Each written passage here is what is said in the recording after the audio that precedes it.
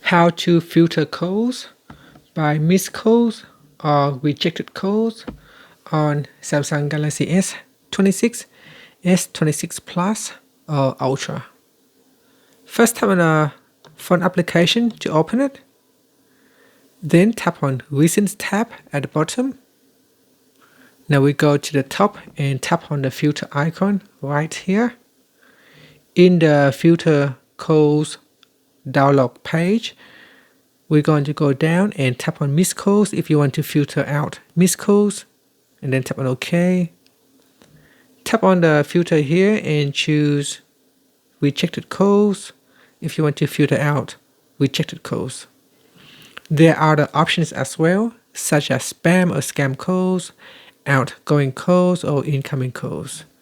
And that's it. Finally, tap on the home button to return back to the home screen. Thank you for watching this video. If you find it helpful, please like and subscribe to my channel for more videos.